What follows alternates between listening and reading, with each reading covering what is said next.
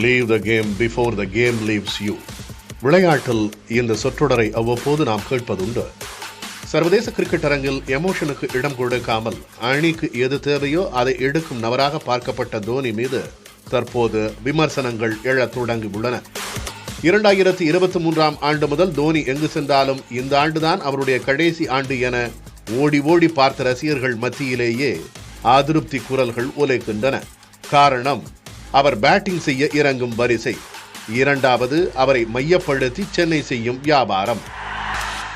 ஐபிஎல்லை பொறுத்தவரை, குறிப்பாக impact player விதிமுறை வந்த பிறகு மேக்சிமைசிங் டேலண்ட் என்ற வார்த்தை அணிகளுக்குள் தொடர்ந்து எதிரொலிக்கிறது.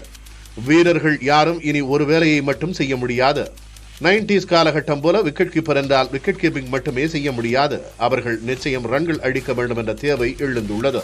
இந்த ஐபிஎல் தொடரில் மட்டும் 10 அணிகளில் 8 அணிகள் தங்களுடைய விக்கெட் கீப்பர்களை முதல் 4 இடங்களில் பயன்படுத்தி வருகின்றன. ஆனால் தோனி எந்த வரிசையில் விளையாடுவார் என்பதை அந்த போட்டியின் போதுதான் முடிவு செய்ய முடியும். அவரால் 10 ஓவர்களுக்கு ஓட முடியாது என சென்னை அணியின் பயிற்சியாளர் கூறியுள்ளார்.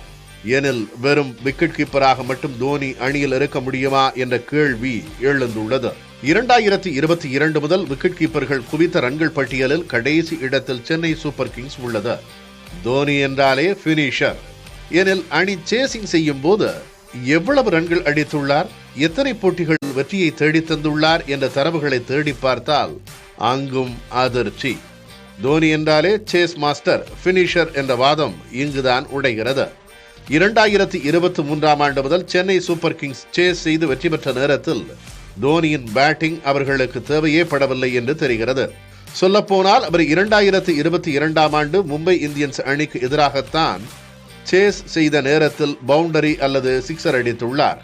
சேசிங் செய்து அணி வெற்றி பெற அவரின் தேவை இருந்த நேரத்தில் சென்னை சூப்பர் கிங்ஸ் அணி தோல்விகளை அதிகமாக சந்தித்துள்ளது என்றுதான் 2023 ஆண்டு முதல் உள்ள தரவுகள் காட்டுகின்றன. தோனி ஒரு ஆகச்சிறந்த கேப்டன், ஒரு வரலாற்று நாயகன், ஒரு மிகச்சிறந்த பினிஷர் என்பதை இந்த உலகம் பல்வேறு முறை பார்த்துள்ளது. I want to build the team with youngster என 2013 ஆண்டு சொன்ன தோனி இன்று அவருக்கு என வந்தால் வேறு மாதிரி யோசிக்கிறார் என விமர்சனங்கள் எழத் தொடங்கியுள்ளன. இதற்காக அவர் பயணம் முடிந்துவிட்டது என சொல்ல முடியாது. இன்னும் 13 போட்டிகள் உள்ளன.